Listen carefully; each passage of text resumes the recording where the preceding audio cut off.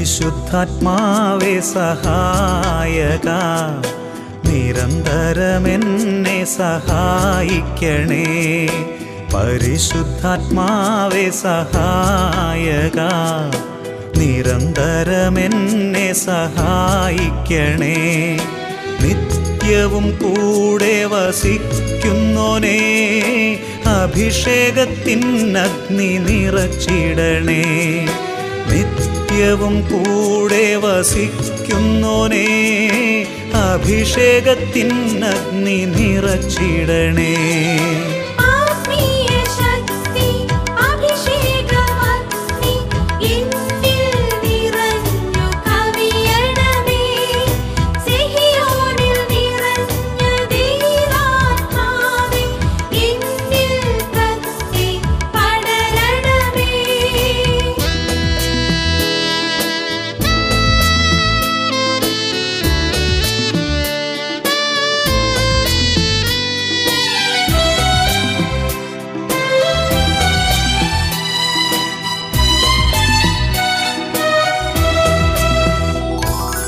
എന്നുള്ളിൽ നിറയുന്ന ദൈവിക ശക്തി ലൗകിക ശക്തിയെ തകർത്തിടുന്നു. എന്നുള്ളിൽ നിറയുന്ന ദൈവിക ശക്തി ലൗകിക ശക്തിയെ തകർത്തിടുന്നു.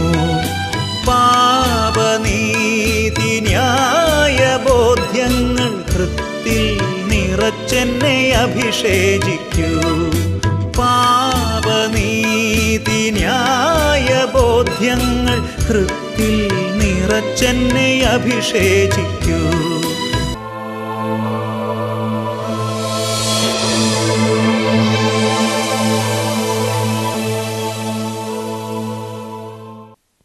യേശുവേ സ്തോത്രം, യേശുവേ നന്ദി. അഭിഷേകാഗ്നിയുടെ എല്ലാ പ്രേക്ഷകർക്കും രക്ഷിതാവും കർത്താവുമായ യേശു ക്രിസ്തുവിൻ്റെ ധന്യനാമത്തിൽ കൃപയും സമാധാനവും. Praise the Lord, hallelujah. ഈ പുതിയ വർഷത്തിൽ നിങ്ങൾക്കെല്ലാവർക്കും സ്വർഗീയ നന്മകളുടെ സമൃദ്ധി അവിടുന്ന് അനന്തമായി വർഷിക്കട്ടെ എന്ന് ഞാൻ പ്രാർത്ഥിക്കുന്നു. ഇന്ന് നമ്മൾ ചിന്തിക്കുന്ന വിഷയം വഴക്കിട്ട് വാങ്ങരുത് എന്നതിനെക്കുറിച്ചാണ്. ഹെബ്രായ ലേഖനം 13-ാം അധ്യായം 5-ാം തിരുലിഖിതം, ഉള്ളതുകൊണ്ട് തൃപ്തിപ്പെടുവിൻ, ഞാൻ നിന്നെ ഒരു വിധത്തിലും അവഗണിക്കുകയോ ഉപേക്ഷിക്കുകയോ ഇല്ല എന്ന് അവിടുന്ന് പറഞ്ഞിട്ടുണ്ടല്ലോ. Praise the Lord. പ്രിയപ്പെട്ട ദൈവമക്കളെ, ദൈവത്തിൻ്റെ പരിശുദ്ധാത്മാവിനാൽ ഈ മണിക്കൂറിൽ സ്വർഗീയ ജ്ഞാനാഭിഷേകത്തിന് വേണ്ടി ദൈവമായ കർത്താവ് നമ്മളെ ഒരുമിച്ച് കൂട്ടിയിരിക്കുകയാണ്. ഈ പുതിയ വർഷത്തിൽ ദൈവം ഒരുമിച്ച് കൂട്ടിയിരിക്കുന്ന ഈ മണിക്കൂറിൽ യേശുവിൻ്റെ നാമത്തിൽ വലിയ അഭിഷേകങ്ങളും ദൈവിക ഇടപെടലുകളും നമ്മുടെ ജീവിതത്തിലേക്ക് നൽകാൻ അവിടുന്ന് ആഗ്രഹിക്കുന്നുണ്ട്. കഴിഞ്ഞ നാളുകളിൽ ദൈവവചനം കേട്ട് ദൈവത്തെ ആരാധിച്ച കുടുംബങ്ങളിൽ അത്ഭുതങ്ങൾ സംഭവിച്ചിട്ടുണ്ട്. അട്ടപ്പാടി സെക്യൂർ ധ്യാന കേന്ദ്രത്തിൽ വന്ന് താമസിച്ച് ധ്യാനം കൂടിയ ഒരു വ്യക്തിയുടെ അനുഭവം നിങ്ങളുടെ ശ്രദ്ധയിലേക്ക് കൊണ്ടുവരാം. എൻ്റെ പേര് sister Johnette FCC, Nirmal Rani provincial house, Murickassery PO, Idukki. എൻ്റെ ജീവിതത്തിൽ കർത്താവ് ഇടപെട്ട വലിയൊരു സംഭവം നിങ്ങളോട് പങ്കുവെക്കാൻ ആഗ്രഹിക്കുകയാണ്. എനിക്ക് 46 വർഷത്തോളമായി കഠിനമായ തലവേദന ഉണ്ടായിരുന്നു. 14-ാമത്തെ വയസ്സിൽ തുടങ്ങിയ തലവേദനയാണ്. ഇപ്പോൾ എനിക്ക് 61 വയസ്സ് പ്രായമുണ്ട്.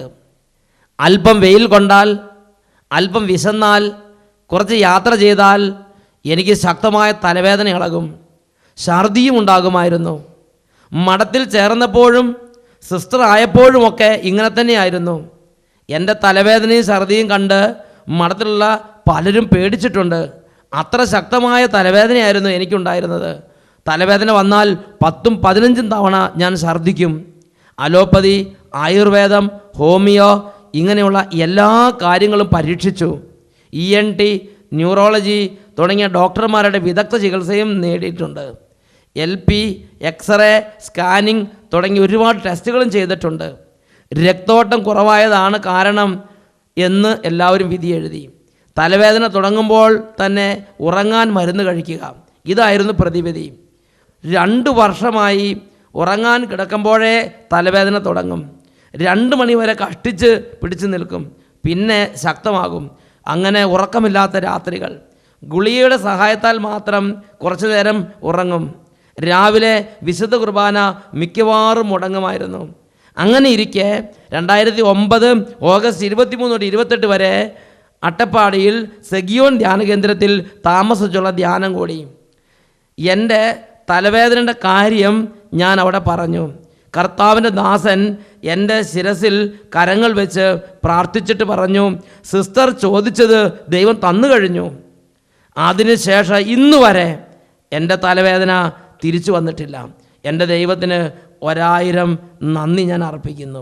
ആരെങ്കിലും എന്നോട് തലവേദന എങ്ങനെയുണ്ട് എന്ന് പണ്ട് ചോദിക്കുമ്പോൾ ഞാൻ പറയുമായിരുന്നത്, കല്ലറയിൽ ചെന്ന് അരമണിക്കൂർ കൂടി കഴിയുമ്പോൾ എൻ്റെ തലവേദന മാറും എന്നാണ്. എന്നാൽ ഇപ്പോൾ കല്ലറയിലേക്ക് എത്തുന്നതിന് മുമ്പ് തന്നെ യേശുവിൻ്റെ നാമത്തിൽ എൻ്റെ പിതാവായ ദൈവം അത് എടുത്തു മാറ്റി എന്നെ സുഖപ്പെടുത്തിയിരിക്കുന്നു. പ്രിയപ്പെട്ട സഹോദരങ്ങളെ, സിസ്റ്റർ ജോണറ്റ് FCC ഇടുക്കിയിൽ നിന്ന് സാക്ഷ്യപ്പെടുത്തുകയാണ്. ഏതാണ്ട് 46 വർഷം നീണ്ട തലവേദനയുടെ കെട്ട് കർത്താവ് അഴിച്ചു വിടുവിച്ച അത്ഭുത സംഭവത്തെ ഈ നിമിഷങ്ങളിൽ 2 കരങ്ങൾ ഉയർത്തി, ദൈവമേ, ഈ വചനങ്ങൾ കേട്ടുകൊണ്ടിരിക്കുമ്പോൾ ആത്മാവിൻ്റെ ശക്തി പ്രവഹിച്ച് അത്ഭുതങ്ങളും അടയാളങ്ങളും സംഭവിക്കാൻ, ആത്മാവിൻ്റെ അഭിഷേകത്താൽ സ്വർഗീയമായ നിറവ് ലഭിക്കാൻ ഇടവരുത്തണമേ എന്ന് പ്രാർത്ഥിച്ച് സ്തുതിക്കട്ടെ. ഹാലലുയ്യ, ഹാലലുയ്യ. യേശുവേ ആരാധന, ആരാധന. യേശുവേ ആരാധന, ആരാധന, ആരാധന. ഓ ദൈവമേ, ഈ സമൂഹത്തിലുള്ള ഓരോ കുടുംബങ്ങളെയും ഓരോ സമൂഹാംഗങ്ങളെയും അവിടുന്ന് ആശീർവദിക്കണമേ. ഓരോ മകനെയും ഓരോ മകളെയും അവിടുന്ന് തൊടണമേ എന്ന് പ്രാർത്ഥിക്കുന്നു. ആമോസിൻ്റെ പുസ്തകം 5-ാം അധ്യായം 6-ഉം 7-ഉം തിരുലിഖിതങ്ങൾ. ആമോസ് 5-ാം അധ്യായം 6-ഉം 7-ഉം തിരുലിഖിതങ്ങൾ. ന്യായത്തെ കീഴ്മേൽ മറിക്കുകയും നീതിയെ നിലത്തെറിയുകയും ചെയ്യുന്ന മാർക്കടമുഷ്ടികളെ, കർത്താവിനെ അന്വേഷിക്കുവിൻ, നിങ്ങൾ ജീവിക്കും. ഓ ദൈവമേ, കഴിഞ്ഞ കാലങ്ങളിൽ മർക്കടമുഷ്ടി പിടിച്ച് തന്നിഷ്ടപ്രകാരം സ്വന്തം ഇഷ്ടം നിർവഹിക്കാൻ വേണ്ടി പരക്കം പാഞ്ഞ് അതിൻ്റെ പരിണതഫലമായി ഭാരവും പ്രയാസവും സങ്കടവും തകർച്ചയും അനുഭവിച്ചുകൊണ്ടിരിക്കുന്ന കുടുംബങ്ങളിലേക്ക് ഇന്ന് ഈ വചന ശുശ്രൂഷ നിമിഷങ്ങളിൽ അത്ഭുതകരമായ ശക്തി വ്യാപരിക്കട്ടെ. ആമോസ് 5:24, സത്യം ജലം പോലെ ഒഴുകട്ടെ, നീതി ഒരിക്കലും പറ്റാത്ത നീർച്ചാല് പോലെയും. ഓ ദൈവമേ, സത്യമാർഗം വിട്ട് ജീവിക്കുന്ന ദൈവത്തിൻ്റെ വഴികൾ വിട്ട് നീതിയുടെ മാർഗങ്ങൾ വെടിഞ്ഞ് അനീതി, അക്രമം, അന്ധകാരം, തന്നിഷ്ടം, ഓരോ തരത്തിലുള്ള വഷള മാർഗങ്ങൾ അവലംബിച്ച് ആത്മാവ് നശിച്ച് ദൈവരാജ്യ നഷ്ടത്തിലിരിക്കുന്ന ഓരോ മകൻ്റെയും മകളുടെ മേൽ ഈ മണിക്കൂറിൽ അവിടുന്ന് ആത്മാവിനെ നിറയ്ക്കണമേ. ദൈവത്തിൻ്റെ വഴികളിലേക്ക്, സത്യത്തിൻ്റെ വഴികളിലേക്ക്, നീതിയുടെ മാർഗത്തിലേക്ക്, ദൈവ സ്നേഹത്തിലേക്ക് തിരികെ വരാൻ തക്കവണ്ണം പരിശുദ്ധാത്മാവെ ഓരോ മകനെയും മകളെയും എടുത്തുയർത്തണമേ. ഈ പുതിയ വർഷം ദൈവ സ്നേഹത്തിൻ്റെ വർഷമാകട്ടെ. ഈ പുതിയ വർഷം ദൈവിക നടത്തിപ്പിൻ്റെ വർഷമാക്കി മാറ്റണമേ. കരങ്ങൾ ഉയർത്തി സ്തുതിക്കുന്നു. ഹാലലുയ, ഹാലലുയ, ഹാലലുയ. യേശുവേ ആരാധന, ആരാധന. യേശുവേ ആരാധന, ആരാധന.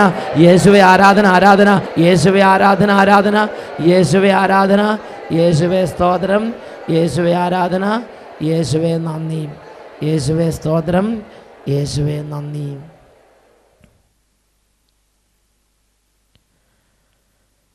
Praise the Lord. ഹല്ലേലൂയ. ഹെബ്രായ ലേഖനം 13-ാം അധ്യായം 5-ാം തിരുലിഖിതം. ഉള്ളതുകൊണ്ട് തൃപ്തിപ്പെടുവിൻ, ഞാൻ നിന്നെ ഒരു വിധത്തിലും അവഗണിക്കുകയോ ഉപേക്ഷിക്കുകയോ ഇല്ല എന്ന് അവിടുന്ന് പറഞ്ഞിട്ടുണ്ടല്ലോ. അനേകം വ്യക്തികൾ ജീവിതം മുഴുവൻ കണ്ണുനീർ കടലാക്കി മാറ്റുന്നതിന് പിന്നിലെ തിന്മ ദുരാഗ്രഹമാണ്. ദുരാഗ്രഹം. ഒരു സംഭവം ഞാൻ നിങ്ങളോട് പറയാം. പ്രിയപ്പെട്ട സഹോദരങ്ങളെ, ഏതാനും നാളുകൾക്ക് മുമ്പ് സെഗിയോൺ ധ്യാന കേന്ദ്രത്തിൽ ഒരു കുടുംബം ഭാര്യയും ഭർത്താവും ധ്യാനിക്കാൻ വന്നു. അവർ പറഞ്ഞത് അടുത്ത ആഴ്ച വിവാഹമോചനം തേടി പോകാനുള്ള എല്ലാ നടപടികളും അതിൻ്റെ വക്കത്തെത്തി നിൽക്കുകയാണ്. അതിനു മുമ്പ് എല്ലാവരും നിർബന്ധിച്ചതിൻ്റെ ഫലമായിട്ടാണ് വന്നിരിക്കുന്നത്. ഉടനെ ആ ഭാര്യ പൊട്ടിത്തെറിക്കാൻ തുടങ്ങി. ആ ഭാര്യ പറഞ്ഞു, അച്ഛനറിയോ, കഴിഞ്ഞ 8 വർഷമായിട്ട് ഇന്ന് വരെ സന്തോഷം എന്താണെന്ന് അറിഞ്ഞിട്ടില്ല. കാരണം 8 വർഷമായിട്ട് കല്യാണം കഴിഞ്ഞ് പിറ്റേന്ന് തൊട്ട് ജീവിതത്തിൽ കണ്ണുനീരാരംഭിച്ചതാണ്. കഠിനമായ തകർച്ച. അതിൻ്റെ ഒരു ഫൈനൽ റിസൾട്ടാണ് വിവാഹമോചനം. അതിൻ്റെ വക്കത്തെത്തി നിൽക്കുകയാണ്. ഈ സഹോദരി വീണ്ടും ഒരു കാര്യം കൂടെ പറഞ്ഞു, ഇനി ജീവിതത്തിൽ ഒരിക്കലും ഒരു കുടുംബജീവിതം എനിക്ക് പ്രതീക്ഷിക്കാൻ പറ്റില്ല. അതുപോലെ മനസ്സ് തകർന്നു, മനസ്സ് മരവിച്ച്, ജീവൻ നഷ്ടപ്പെട്ട് ഒരു ചത്ത മനസ്സ്. ഭർത്താവിനെ കണ്ട് സംസാരിച്ചു. വീണ്ടും ഭാര്യ പറയുകയാണ്, എനിക്ക് വേറൊരു ദുഃഖം കൊണ്ടുണ്ടച്ചാ, 4 പേര് ഞങ്ങൾ ഒരുപാട് കഷ്ടപ്പെട്ട് ഒരുപാട് ട്രൈ ചെയ്ത് പരീക്ഷയൊക്കെ എഴുതി എല്ലാ പരീക്ഷയ്ക്കും പാസ്സായി, നല്ല ഫുൾ മാർക്ക് വാങ്ങി പാസ്സായി. അങ്ങനെ ഇസ്രായേൽ രാജ്യത്തേക്ക് ജോലിക്ക് പോകാൻ വേണ്ടി തയ്യാറെടുത്തു. എൻ്റെ കുടുംബജീവിതം തകർന്നു. ഇനി ഇത്തിരി സാമ്പത്തികമായി നല്ല ജോലി ചെയ്ത് ഇത്തിരി പണം ഉണ്ടാക്കി കടമൊക്കെ വീട്ടി ഒന്ന് ബാക്കിയുള്ള കാലം സമാധാനത്തിൽ ജീവിക്കാമെന്ന് വിചാരിച്ച് ഇസ്രായേലിലേക്ക് ജോലിക്ക് പോകാൻ വേണ്ടി വേറൊരു ബന്ധുവിൻ്റെ സഹായത്തോടെ എല്ലാം ശരിയാക്കി. എന്നാൽ ഞങ്ങൾ 4 പേര് ബോംബെ ചെന്നു. Visa ready, ticket ready, passport ready, എല്ലാം റെഡി. ഏജൻറ്റ് എല്ലാ കാര്യങ്ങളും ക്രമീകരിച്ച് ബോംബെയിൽ നിന്ന് എയർ ടിക്കറ്റ് ഉൾപ്പെടെ എല്ലാം ക്രമീകരിച്ച് ബോംബെ ചെന്ന് അങ്ങോട്ട് കയറിപ്പോയാൽ മതി. അങ്ങനെ ബോംബെയിൽ എയർപോർട്ടിലെത്തി. അങ്ങനെ പോകേണ്ട സമയം വന്നപ്പോൾ ഈ 4 പെൺകുട്ടികളിൽ 3 പേരുടെ വിസ സ്റ്റാമ്പ് ചെയ്ത് അവരെ കയറ്റിവിട്ട് ഈ ഒരു കുട്ടിയെ മാത്രം മടക്കി ഇങ്ങോട്ട് തിരിച്ചയച്ചു. ഇന്ന് വരെ ആ കുട്ടി പറയുകയാണ്, ഇന്ന് വരെ എന്തുകൊണ്ടാണ് എൻ്റെ വിസ ക്യാൻസൽ ചെയ്ത് എന്നെ സ്റ്റാമ്പ് ചെയ്യാതെ മടക്കി തിരിച്ചു വിടുന്ന ആർക്കും അറിയാൻ പാടില്ല. ഏജൻറ്റിന് അറിയാൻ പാടില്ല, അവിടെ സ്പോൺസർ ചെയ്ത സ്പോൺസർക്ക് അറിയാൻ പാടില്ല, ഇതിനോട് ബന്ധപ്പെട്ട എല്ലാവരും കൈമാറരുത്. എന്തുകൊണ്ട് ഇങ്ങനെ സംഭവിച്ചെന്ന് അറിയാൻ പാടില്ല. ആ കുട്ടി പൊട്ടിക്കരയാണ്, ദൈവം എന്നോട് ഇങ്ങനെ ചെയ്യാൻ ഞാൻ എന്ത് തെറ്റാ ചെയ്തത്? ദൈവത്തോട് കോപം, അരിശം, ദേഷ്യം. കാരണം എൻ്റെ ജീവിതമോ തകർന്നു, 8 വർഷമായി കണ്ണുനീര് കടക്കുകയാണ്. എങ്ങനെയെങ്കിലും ഒന്ന് രക്ഷപ്പെടാമെന്ന് വിചാരിച്ചാൽ അവിടെയും ദൈവം സമ്മതിക്കില്ല. ദൈവത്തോട് മനസ്സുകൊണ്ട് വലിയ വിഷമവും നിരാശയാ കുട്ടി. നോക്കുക, അവിടെ നിന്ന് പല വിധത്തിൽ പരിശ്രമിച്ചിട്ട് ആർക്കൊന്നും ചെയ്യാൻ പറ്റാതെ ഒരാഴ്ച കഴിഞ്ഞപ്പോൾ ബോംബെയിൽ നിന്ന് ആ കുട്ടി വെറും കൈയോടെ നാട്ടിലേക്ക് മടങ്ങി പോരേണ്ടി വന്നു. കഠിന സങ്കടത്തിന് നടുവിൽ നിൽക്കുന്ന കുട്ടിയാണ്. പ്രിയപ്പെട്ട സഹോദരങ്ങളെ, ഞാൻ ആ കുട്ടിയോട് പറഞ്ഞു, കുട്ടി വഴക്കിട്ട് വാങ്ങരുത്. ദൈവം അനുവദിച്ചിട്ടില്ലെങ്കിൽ പോകാതിരിക്കുന്നതാണ് ഭംഗി. ഒരു വിസ സ്റ്റാമ്പ് ചെയ്തില്ല, വിസ ക്യാൻസൽ ചെയ്തു, തിരിച്ചയച്ചു. ഇത് വേദനാജനകമായൊരു കാര്യം പോലെ തോന്നിയാലും ദൈവം അത് അനുവദിച്ചിട്ടില്ല, ദൈവത്തിൻ്റെ പരിപാലനയിൽ ദൈവം അത് അനുവദിച്ചിട്ടില്ല എന്ന് മനസ്സിലാക്കണം. സുഭാഷിതങ്ങൾ 16:1 മനുഷ്യൻ പദ്ധതികൾ വിഭാവനം ചെയ്യുന്നു, അന്തിമമായ തീരുമാനം കർത്താവിൻ്റേതാണ്. തീരുമാനം കർത്താവിന് വിട്ടുകൊടുക്കണം. നമുക്ക് അധ്വാനിക്കാം, നമുക്ക് പ്രാർത്ഥിക്കാം, നമുക്ക് ചോദിക്കാം, നമുക്ക് പോകാം, പക്ഷേ തീരുമാനം കർത്താവിൻ്റേതാണ്. സുഭാഷിതം 16:1 മനുഷ്യൻ പദ്ധതികൾ വിഭാവനം ചെയ്യുന്നു, അന്തിമമായ തീരുമാനം കർത്താവിൻ്റേതാണ്. ആ കുട്ടിക്ക് അത് മനസ്സിലായി. ആ കുട്ടി ധ്യാന ദിവസങ്ങളിൽ ഇരുന്ന് കരഞ്ഞ് പ്രാർത്ഥിച്ചു. വ്യാഴാഴ്ച ദിവസം ആ കുട്ടി അത് പറഞ്ഞൊരു സാക്ഷ്യമുണ്ട്. ആ കുട്ടി പറയാണ്, അച്ഛാ, ദൈവത്തിൻ്റെ അത്ഭുതകരമായ ആത്മാവ് നിറഞ്ഞ് ഇന്നലെ രാത്രി ആന്തരിക സഭയ്ക്ക് ആരാധന സമയത്ത് ആത്മാവ് നിറഞ്ഞ് എൻ്റെ ഇന്നലെ വരെയുള്ള എല്ലാ ദുഃഖങ്ങളും മറന്നുപോയി. എനിക്കത് ഓർമ്മയില്ല. മനസ്സിൽ ഇനി ദുഃഖം ഇല്ലച്ചാ, മനസ്സ് നിറയെ ദൈവസ്നേഹം കൊണ്ട് നിറഞ്ഞ്. എന്നിട്ട് ആ കുട്ടി പറയാണ്, ഈ ഭർത്താവിൻ്റെ കൂടെ തന്നെ എൻ്റെ ആയുസ് മുഴുവൻ ഞാൻ ജീവിക്കാൻ തീരുമാനം എടുത്ത്. എനിക്കെൻ്റെ ദൈവം ഇസ്രായേൽ വിടാത്തത് എത്രയോ നന്നായി. എൻ്റെ ദൈവം എന്നെ ഇസ്രായേലിൽ വിടാതെ അട്ടപ്പാടിക്ക് വിട്ടത് വലിയ ദൈവാനുഗ്രഹമായി. കാരണം എനിക്കെൻ്റെ ഭർത്താവിനെയും എൻ്റെ മക്കളെയും എനിക്ക് തിരിച്ചു കിട്ടി, എനിക്ക് കുടുംബജീവിതം തിരിച്ചു കിട്ടി, എനിക്ക് മനസ്സമാധാനം തിരിച്ചു കിട്ടി, എൻ്റെ മനസ്സ് നിറയെ സന്തോഷമായി. ഇനി മരിച്ചാലും മരിക്കുന്നത് വരെ ഞാൻ എൻ്റെ ഭർത്താവിൻ്റെ കൂടെ ജീവിക്കും. വിവാഹമോചനത്തിനു വേണ്ടി എല്ലാം വക്കത്തെത്തി നിൽക്കുന്ന കുട്ടി ഇതാ ദൈവത്തിൻ്റെ ശക്തമായ സ്നേഹം നിറഞ്ഞപ്പോൾ ആഹ്ലാദം കൊണ്ട് പറയാണ്, ഇസ്രായേലിൽ പോകാതിരുന്നത് എത്രയോ നന്നായി. ഹല്ലേലൂയ, യേശുവേ സ്തോത്രം, യേശുവേ നന്ദി. പ്രിയപ്പെട്ട സഹോദരങ്ങളെ, ആ കുട്ടി പറഞ്ഞു, കോടിക്കണക്കിന് സമ്പത്തിനേക്കാൾ എനിക്ക് എൻ്റെ ദൈവം വലിയ സ്വർഗീയ നിക്ഷേപം തന്നു, എൻ്റെ കുടുംബജീവിതം എൻ്റെ ദൈവം എനിക്ക് തിരിച്ചു തന്നു. ആ കുട്ടി ആഹ്ലാദം കൊണ്ട് തുള്ളിച്ചാടുകയാണ്. ഹല്ലേലൂയ. പ്രിയപ്പെട്ട സഹോദരങ്ങൾ, അതിൽ നിന്ന് ഞാൻ മനസ്സിലാക്കിയ കാര്യം, വഴക്കിട്ട് വാങ്ങരുത്, ദൈവഹിതത്തിന് വഴങ്ങുക. ദൈവം ഇസ്രായേലിൽ പോകണ്ട എന്ന് നിശ്ചയിച്ചിരിക്കണമെങ്കിൽ ആ നിശ്ചയത്തിന് വഴങ്ങിയത് ആ കുട്ടിക്ക് എത്രയോ അനുഗ്രഹമായി. ആ കുട്ടിക്ക് ലോകത്തെ ആർക്കും കൊടുക്കാൻ പറ്റാത്ത സമ്പത്ത് ദൈവം ആ കുട്ടിക്ക് കൊടുത്തില്ലേ? ദൈവത്തിൻ്റെ പദ്ധതികളെ ഞാനും നിങ്ങളും മാനിക്കണം. ദൈവത്തിൻ്റെ വചനം സുഭാഷിത പുസ്തകം 16-ാം അധ്യായം 8-9 വാക്യങ്ങൾ വായിക്കുന്നതാണ്. മനുഷ്യൻ പലതും ആലോചിച്ച് വെക്കുന്നു, അവൻ്റെ കാലടികളെ കർത്താവ് നിയന്ത്രിക്കുന്നു. എന്നാൽ ഇതിന് വിപരീതമായി വഴക്കിട്ട് വാങ്ങിയവരുടെ അനുഭവങ്ങളും ബൈബിളിൽ രേഖപ്പെടുത്തിയിട്ടുണ്ട്. അതിൽ നമ്മൾ കാണുന്ന പ്രധാനപ്പെട്ട സംഭവം സാമുവേൽ പ്രവാചകന്റെ പുസ്തകത്തിലെ 1-ാമത്തെ പുസ്തകത്തിലെ 8-ാമത്തെ അധ്യായത്തിലാണ്. ദൈവം തൻ്റെ പ്രിയജനത്തിന് ദൈവം തന്നെ രാജാവായി അവരെ നയിച്ചുകൊണ്ടിരിക്കുകയാണ്. അവർക്ക് അത്യാവശ്യം നിർദ്ദേശങ്ങൾ കൊടുക്കാൻ ദൈവം ന്യായാധിപന്മാരെ നിയമിച്ചു. എന്നാൽ ഒരു കൂട്ടം വികടബുദ്ധികൾ, ഒരു കൂട്ടം ആളുകൾ സാമുവേൽ പ്രവാചകൻ അടുത്തേക്ക് വന്നു. അവർ സാമുവേൽ പ്രവാചകൻ പറഞ്ഞു, ഞങ്ങൾക്ക് മറ്റു ജനതകളെ പോലെ രാജാവിനെ തരാൻ ദൈവത്തോട് പറയണം. ഞങ്ങൾക്ക് ഇങ്ങനെ ജീവിക്കാൻ പറ്റില്ല, ഞങ്ങൾക്ക് രാജാവിനെ വേണം. അവൻ ഞങ്ങളെ ഭരിക്കട്ടെ, അവൻ യുദ്ധത്തിന് പോകട്ടെ, ഞങ്ങളെ ശത്രുക്കളിൽ നിന്ന് രക്ഷിക്കട്ടെ. ഇങ്ങനെ ജനം മുറവിളി കൂട്ടി. അതാണ് 1 സാമുവേൽ 8-ാം അധ്യായം 4-5 തിരുലിഖിതങ്ങൾ. ഇസ്രായേലിലെ ശ്രേഷ്ഠന്മാർ റാമായിൽ സാമുവേലിൻ്റെ സന്നിധിയിൽ ഒന്നിച്ചുകൂടി. അവർ പറഞ്ഞു, അങ്ങ് വൃദ്ധനായി, പുത്രന്മാരാകട്ടെ അങ്ങയുടെ മാർഗം പിന്തുടരുന്നുമില്ല. അതുകൊണ്ട് മറ്റു ജനതകൾക്കുള്ളതുപോലെ ഒരു രാജാവിനെ ഞങ്ങൾക്കും നിയമിച്ചു തരിക. സാമുവേൽ ദൈവസന്നിധിയിലേക്ക് ചെന്നു.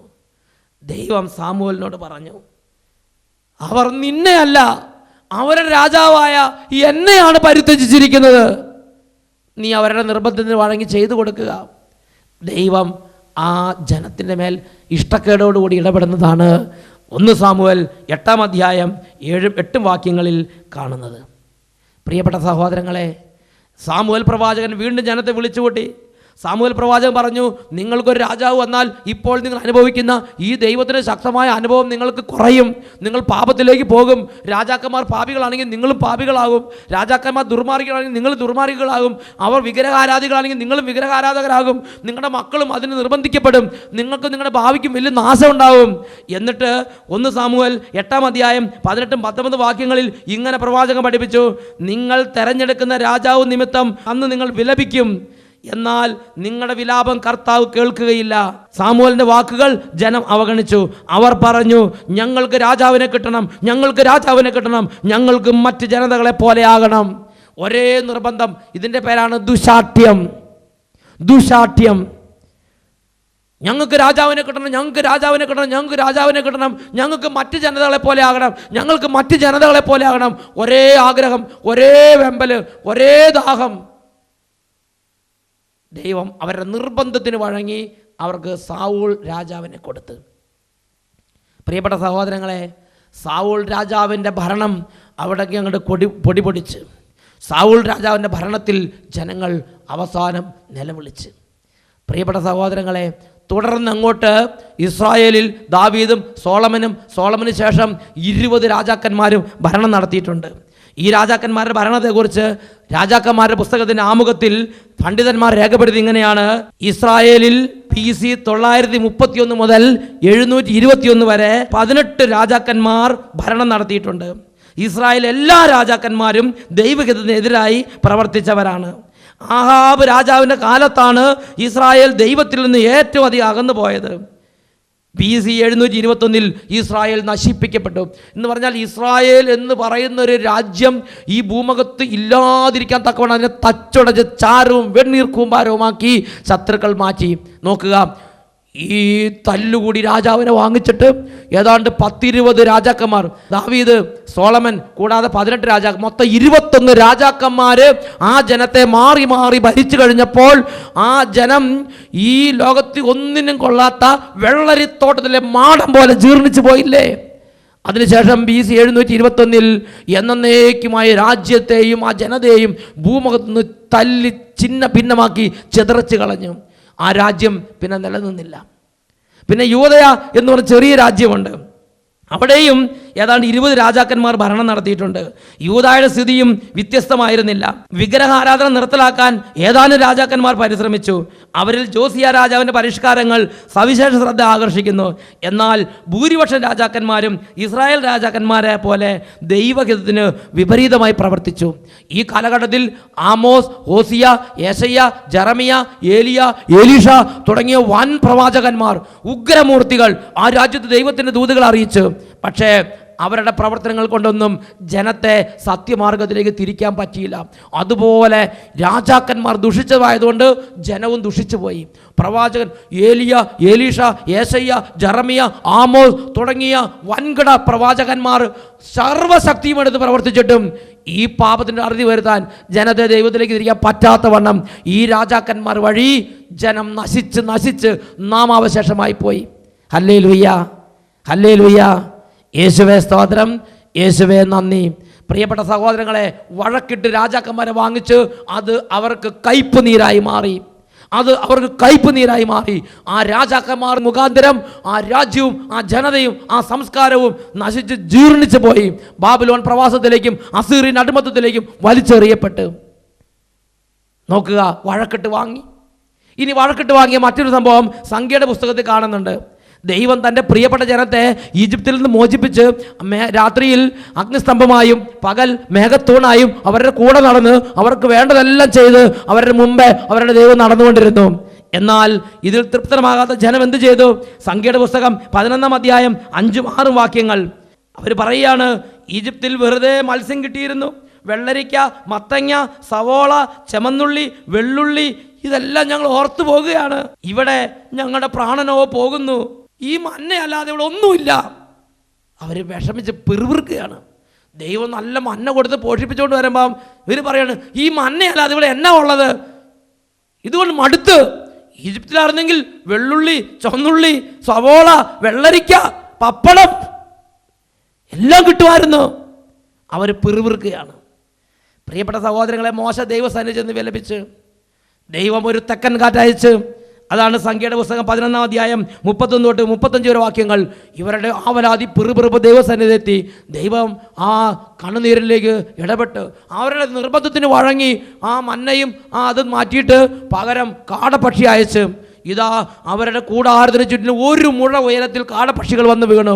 രാത്രിയും പകലും അവർ പെറുക്കി കൂട്ടി. കുറേ എണ്ണത്തെ ചുട്ടു, കുറേ എണ്ണത്തെ ഉണങ്ങി വെച്ച്, കുറേ എണ്ണത്തെ കറി വെച്ചു, കുറേ എണ്ണത്തെ പുഴുങ്ങി. അങ്ങനെ പല വിധത്തിൽ ജനം തിന്നാൻ തുടങ്ങി. പക്ഷേ ആ ദേശത്തൊരു തിന്മ സംഭവിച്ചു. ഇവരിങ്ങനെ നിർബന്ധിച്ച് വഴക്കിട്ട് പെറുപെറുത്ത് ദൈവത്തിൽ നിന്ന് കുറേ അനുഗ്രഹം വാങ്ങിച്ചെങ്കിലും ഒരു വലിയ മഹാമാരി അവിടെ പിടികൂടി. ഒരുപാട് പേര് അവിടെ ചത്തു വീണ്. അതുകൊണ്ട് ആ താഴ്വരയ്ക്ക് കിബ്രോത്ത് ഹത്താവ എന്ന് പേരുണ്ടായി. അത്യാഗ്രഹികളെ കുഴിച്ചു മൂടിയ സ്ഥലം എന്നാണ് എൻ്റെ പേര്. നോക്കുക, സത്യത്തിൽ ദൈവത്തിൻ്റെ സ്നേഹം അനുഭവിച്ച സ്ഥലം എന്നല്ലേ എൻ്റെ പേര് വരേണ്ടത്? ദൈവത്തിൻ്റെ സ്നേഹം അനുഭവിച്ച സ്ഥലം എന്നല്ലേ എൻ്റെ പേര് വരേണ്ടത്? എന്നാൽ എന്താ അതിൻ്റെ പേര് വന്നിരിക്കുന്നത്? കിബ്രോത്ത് ഹത്താവ, അത്യാഗ്രഹികളെ കുഴിച്ചു മൂടിയ സ്ഥലം. നമ്മൾ വായിക്കുന്നത് സംഖ്യയുടെ പുസ്തകം 11-ാം അധ്യായം 31 വാക്യം. ഇറച്ചി ഭക്ഷിച്ചു കൊണ്ടിരിക്കുമ്പോൾ തന്നെ കർത്താവിൻ്റെ കോപം ജനത്തിനെതിരെ ആളിക്കത്തി. ഒരു മഹാമാരി ബാധിച്ച് അവർ ശിക്ഷിക്കപ്പെട്ടു. അത്യാഗ്രഹികളെ സംസ്കരിച്ചത് കൊണ്ട് ആ സ്ഥലത്തിന് കിബ്രോത്ത് ഹത്താവ എന്ന് പേരിട്ടു. കിബ്രോത്ത് ഹത്താവയിൽ നിന്ന് ജനം ഹസേറോത്തിലേക്ക് വേഗം നീങ്ങിപ്പോയി. നോക്ക്, നിർബന്ധിച്ച് വാങ്ങിയതാണ്, വഴക്കിട്ട് വാങ്ങിയതാണ്. അതവർക്ക് ഉപകാരപ്പെട്ടില്ല. അതവർക്ക് അനുഗ്രഹമായിട്ട് ബൈബിളിൽ നമ്മൾ കാണുന്നില്ല. അതവർക്ക് അനേകർക്ക് നാശത്തിന് കാരണമായി. പ്രിയപ്പെട്ട സഹോദരങ്ങളെ, വഴക്കിട്ട് വാങ്ങരുത്, ദൈവഹിതത്തിന് വഴങ്ങുക. ഇതാണ് തിരുലിഖിതം എനിക്കും നിങ്ങൾക്കും തരുന്ന പ്രബോധനം. അതുകൊണ്ടാണ് ഹെബ്രായ ലേഖനം 13:5 പഠിപ്പിക്കുന്നത്, ഉള്ളത് കൊണ്ട് തൃപ്തിപ്പെടുവിൻ. ഞാൻ നിന്നെ ഒരു വിധത്തിലും അവഗണിക്കുകയോ ഉപേക്ഷിക്കുകയോ ഇല്ല എന്ന് അവിടുന്ന് പറഞ്ഞിട്ടുണ്ടല്ലോ. The best of all is god is with us. ഈ ലോകത്തിലെ ഏറ്റവും വലിയ നന്മ, ഏറ്റവും വലിയ സമ്പത്ത് എന്ന് പറയുന്നത് ദൈവം നമ്മുടെ കൂടെ ഉണ്ട് എന്നുള്ളതല്ലേ? ഈ നിമിഷങ്ങളിൽ നമുക്ക് പ്രാർത്ഥിക്കാം, ഓ ദൈവമേ, ഈ പുതിയ വർഷത്തിൽ ദൈവസ്നേഹത്തിൽ ആറാടാൻ, ദൈവസ്നേഹത്തെ സർവത്തിലും വലിയ സമ്പത്തായി കരുതാൻ, ദൈവീകമായ സാന്നിധ്യത്തെ ആനന്ദിച്ച് ജീവിക്കാൻ അനുഗ്രഹിക്കണമേ. സുഭാഷിതം 16:1 പ്രകാരം മനുഷ്യൻ പദ്ധതികൾ വിഭാവനം ചെയ്യുന്നു, അന്തിമമായ തീരുമാനം കർത്താവിൻ്റെതത്രേ. എൻ്റെ ജീവിതത്തിൻ്റെ എല്ലാ കാര്യങ്ങളിലുള്ള അവസാന തീരുമാനം എൻ്റെ കർത്താവിൻ്റേതെന്ന് പറയാൻ തക്കവണ്ണമുള്ള ദൈവസ്നേഹം കൊണ്ട് ഞങ്ങളുടെ ഹൃദയങ്ങളെയും കുടുംബങ്ങളെയും സമൂഹങ്ങളെയും നിറയ്ക്കണമേ കർത്താവേ. അത്യാഗ്രഹത്തിൻ്റെ പിടിയിൽ നിന്നും ദുരാഗ്രഹത്തിൻ്റെ ബന്ധനത്തിൽ നിന്നും മോചിപ്പിക്കണമേ. കരങ്ങൾ ഉയർത്തി സ്തുതിക്കുന്നു. Hallelujah, hallelujah. ഓ ദൈവമേ, ഞങ്ങളുടെ നാമത്തെ അയക്കുകയാണ്. ഓരോ കുടുംബത്തിൽ നിന്ന് അത്യാഗ്രഹത്തിൻ്റെ ദുരാത്മാവിനെ, ദുരാഗ്രഹത്തിൻ്റെ ദുർബോധത്തെ യേശുവിന്റെ നാമത്തിൽ ശാസിക്കുന്നു. ഹൃദയങ്ങളെയും കുടുംബങ്ങളെയും സമൂഹങ്ങളെയും കണ്ണുനീർ കടലിലാഴ്ത്തുന്ന ദുരാഗ്രഹത്തിന്റെ ദുർബോധമേ, ഓരോ കണ്ണുകളെയും നനയിക്കുന്ന, ഓരോ കുടുംബങ്ങളെ കണ്ണുനീരിൽ കുതിർക്കുന്ന ദുരാഗ്രഹത്തിന്റെ ദുർബോധമേ, യേശുവിന്റെ നാമത്തിൽ നിന്നോട് ഞാൻ കൽപ്പിക്കുന്നു. ദൈവമക്കളെയും കുടുംബങ്ങളെയും വിട്ടുപോവുക. ദൈവത്തെ ആരാധിക്കാൻ ദൈവജനത്തെ വിട്ടയക്കുക. Hallelujah, hallelujah. യേശുവേ ആരാധന, ആരാധന. യേശുവേ സ്തോത്രം, യേശുവേ നന്ദി, യേശുവേ സ്തോത്രം, യേശുവേ നന്ദി. Praise the Lord. ഹല്ലേലൂയ. മനുഷ്യൻ പലതും ആലോചിച്ച് വെക്കുന്നു. നടപ്പിൽ വരുന്നത് കർത്താവിൻ്റെ തീരുമാനമാണ്. കർത്താവ് അവൻ്റെ കാലടികളെ നിയന്ത്രിക്കുന്നു. Praise the Lord.